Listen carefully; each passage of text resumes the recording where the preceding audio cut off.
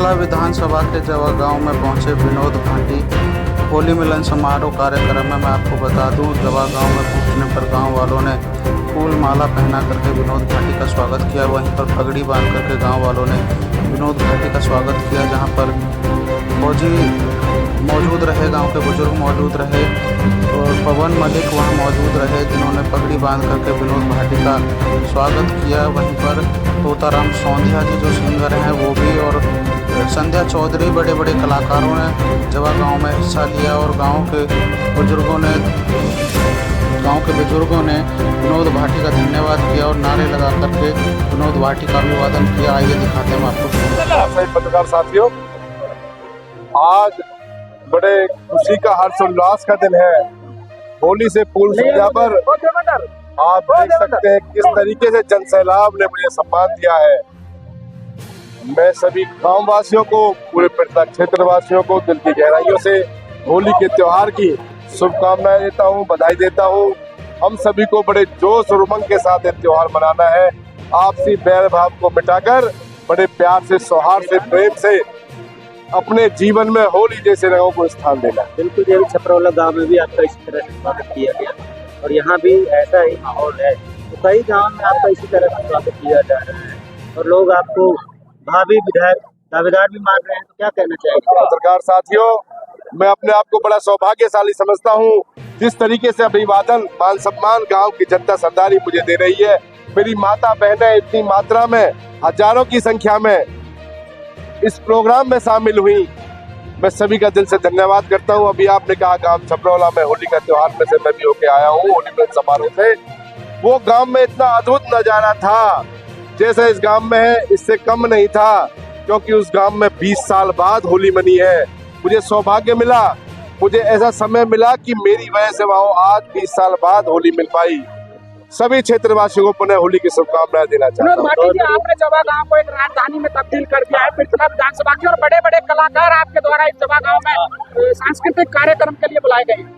मैं अपने आप को सौभाग्यशाली समझता हूँ। साथियों, ये जवा गांव शेरों की भूमि है, वीरों की भूमि है।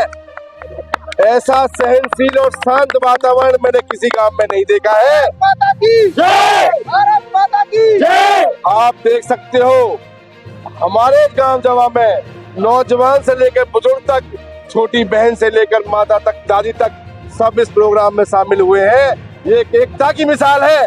पूरे पृथला विधानसभा को मैं इस गांव की एकता का हमेशा से उदाहरण देता रहा हूँ और देता रहूंगा कि ऐसी एकता होनी चाहिए, ऐसा प्रेम भाव ऐसा हर गांव में होना चाहिए।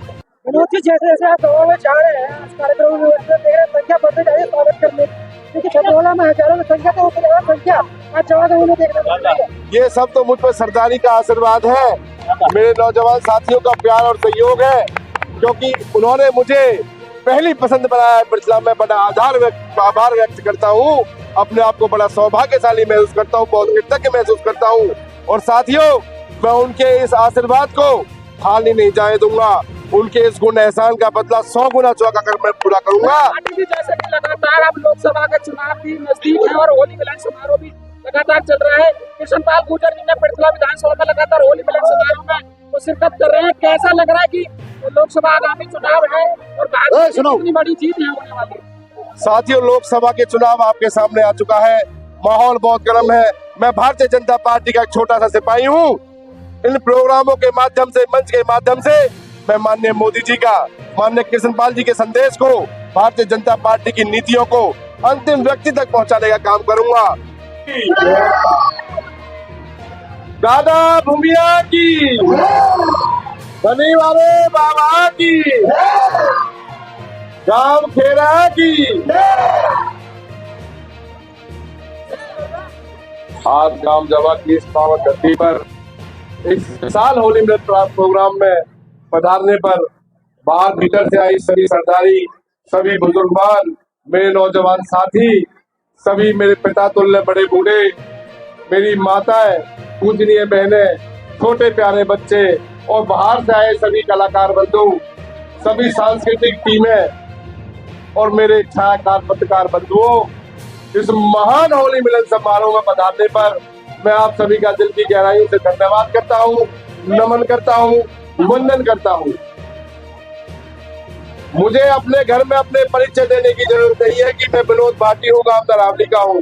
मैं आपका बच्चा हूँ और मेरे राजनीतिक कैरियर की शुरुआत इसी गांव से, इसी पावन धरती से हुई है। मैं अपने आप को सौभाग्यशाली समझता हूँ कि जिस तरीके से माता बहनें बुजुर्ग सरदारी यहाँ बैठी हुई है, एक एकता का परचम पूरे पिटला विधानसभा के लिए उदाहरण बनता है। इस गांव का सौहार्दपूर्ण वातावरण, एकता का वातावरण, प्यार का वातावरण। आज होली के इस त्योहार की मैं सभी माता बहनों को, बुजुर्ग साथियों को, नौजवान साथियों को ढेर सारी शुभकामनाएं देता हूँ, बधाइयां देता हूँ। पूरे भारतवर्ष में ये त्योहार बड़े जोश से, बड़ी उमंग से मनाया जाता है।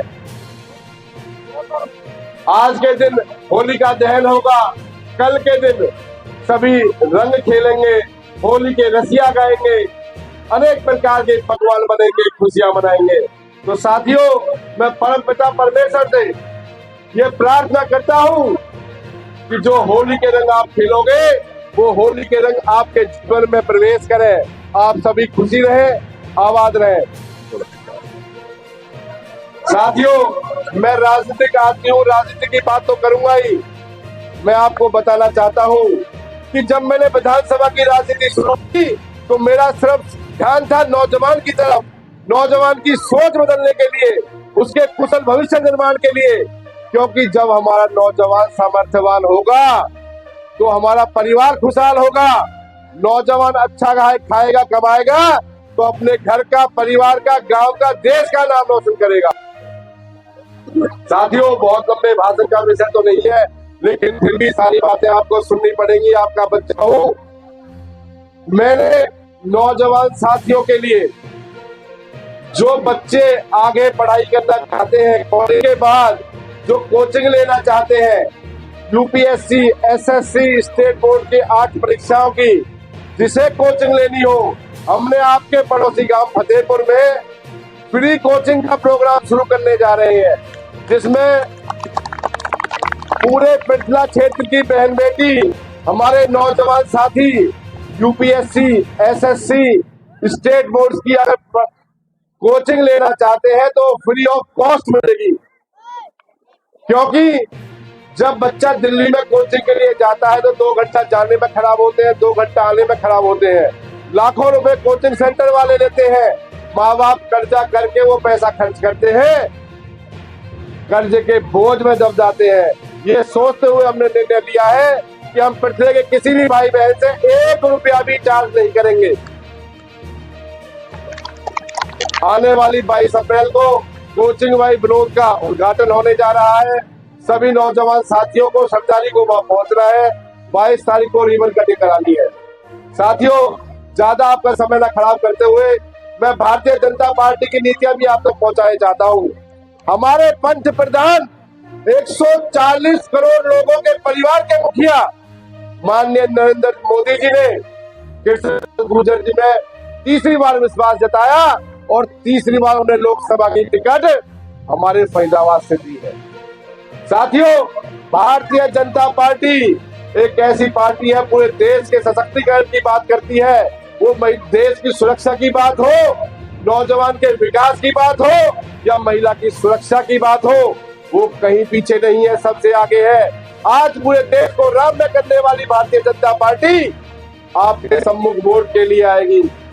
माता बहनों, नौजवान साथियों, बुजुर्गों, आप सभी का कर्तव्य बनता है कि भारतीय जनता पार्टी की नीतियों को अंतिम व्यक्ति तक हम लोग पहुंचाएं।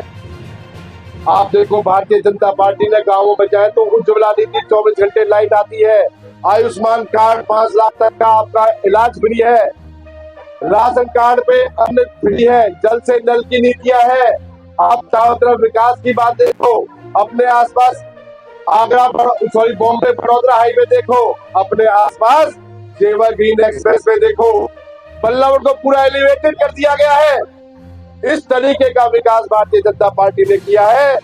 आने वाले समय में लोकसभा चुनाव में हम सभी को पुनः तीसरी बार नरेंद्र मोदी जी को प्रधानमंत्री बनाना है और पूरे देश को मजबूत करना है, गौरवान्वित करना है। इसी के साथ आप सभी साथियों का इतने बड़े रूप में इस तरीके से होली मिलन समारोह में आने पर दिल की गहराइयों से धन्यवाद करता हूँ।